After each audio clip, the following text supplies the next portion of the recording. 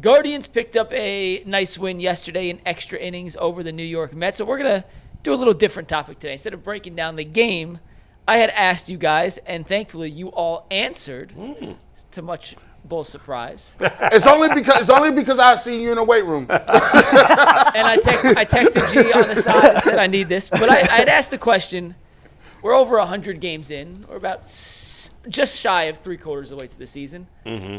Who's been the most disappointing Guardian, in your opinion? And you got 3 different answers. We're going to start with Bo. No, don't start with me because I'm curious what these guys said. Oh, okay. Don't mind. I kind of want to change my answer a little bit based on something I seen my man retweet yesterday. I got to go with Stephen Vogt. At first it was going to be Bo Naylor, but it's got to be Stephen Vogt. Last year, man, I gave him so much praise because he's a rookie manager. You hire a veteran staff. You are open-minded as a leader. You don't have this stronghold mentality because I'm in charge, it's my way. Mm-hmm. And we had a successful season because of it. You fast forward this year and he's acting so damn stubborn about things that don't make sense. It's ridiculous. Mm-hmm. Like, you have this idea that only Steven Kwan and Jose Ramirez should get the opportunity to play every day. Man. Damn, somebody showing you Kyle Manzardo over the course of 11 games that they didn't earn more at bats, or I.L. Martinez when he was hot. Now, he's been in the lineup a lot lately. But you get guys in this platoon situation coming and going all the time, and you clearly are trying to force something that has not worked at all. And I thought about this, and I'm curious to know what you think. A guy that's on his staff is Sandy Alomar, who played for a version of this team, the Cleveland Indians, that were one of the best teams in baseball, that had a manager that didn't believe in platooning his damn players all the time. You would think, because of how this season has played out, that, you know what, maybe I should holler at Sandy and get his opinion on what was things like in the 90s when these situations was going on. I feel like Stephen Vogt has regressed tremendously. I feel like he doubled down on things that he has no business doubling down on. And his approach into, putting a quality lineup out there game by game has been very porous this season. Do you think, let me ask you this too, do you feel like the front office is telling him, hey, yo, we need this, how we gonna move with this? This how we gonna move with this. This guy gonna get these at bats. This guy gonna get. Is that a lot thing? of people have asked, but here's why I'm gonna say, even if it's true, I don't care at this point. It's not fair to Stephen Vogt, but because Jay, for example, has made Paul DePodesta the boogeyman. Everything the Browns do bad, he's just Paul DePodesta, and we don't know. So man, yes, there you go. He's the manager. He takes the blame. I love that answer, Earl. It's funny because when Mike first put that in the rundown, I thought about it for a second. I said my first answer was, it's definitely Vogt.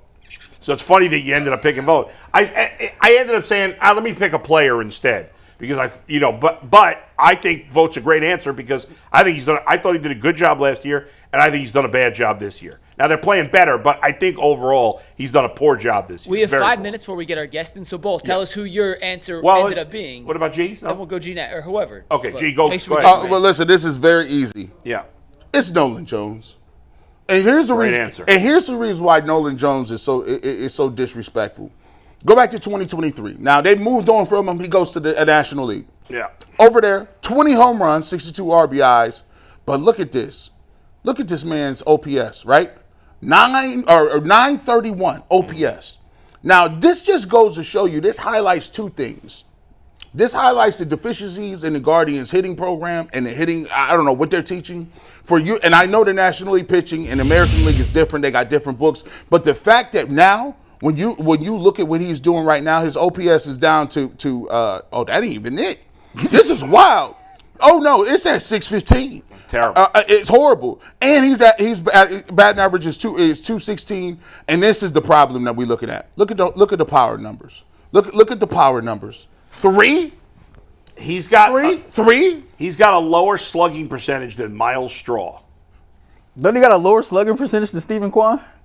Oh yeah, definitely. And at first, Jason was like, hey, Jason said he's hitting the ball hard. His exit velo is great. Yeah. I said, but listen, bro, at some point, he's going to need to hit them balls in the stands. It's been nasty work. again, the Guardians have a power position in the corner outfield with no power, no slugging, no anything. Nope. I think it's the worst. I think it's by far the worst. And you got to go back to the drawing board and make sure even mad. It's worse because they won't bring up the guys that's in the farm system, and they keep trotting him back out here. So, also a great answer, Nolan Jones. He was my third choice was Nolan Jones. My second choice was Stephen Vogt. I'll get to my first choice in a minute, but Nolan Jones is a great choice. He's the guy I was most wrong about this year. I 100% thought he'd bounce back and be a very good player for them, and he's been horrendous. He's been a total disaster, and now it seems that year in Colorado was the anomaly. I thought last year when he struggled, that was the anomaly, but in fact, it looks more like the good year he had was the anomaly, and he stinks. He's just terrible. Great choice. In the end, though, I picked Tanner Bybee because my expectations for Tanner Bybee were higher than any of these guys. Yeah. Like, I thought Nolan Jones would be good. Yeah. I thought Stephen Vogt was a good manager, and they've been disappointing. But this guy looked like he was on his way to being an all-star, maybe a Cy Young candidate. He's been horrible. Yeah. 4.51 ERA and a 126 WHIP. He's been a bad pitcher. I mean, that's it. He's had a couple of good games. For the most part, he's been a bad pitcher. And this guy had already had success here. He's one of the few guys that had success here, and he has totally gone backwards this year.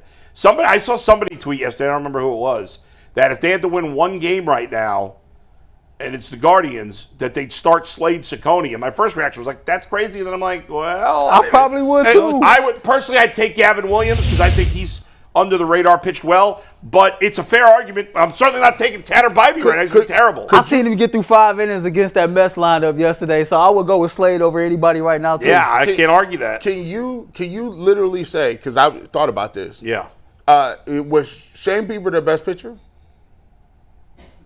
I mean, he hasn't pitched in 2 years, so I mean, just looking at what he did in the minors, assuming he's healthy, he probably would have been their best pitcher. That's an probably. indictment. It would have been Shane, probably Slade. They would have still pitched Bybee in the playoffs, but he's been terrible.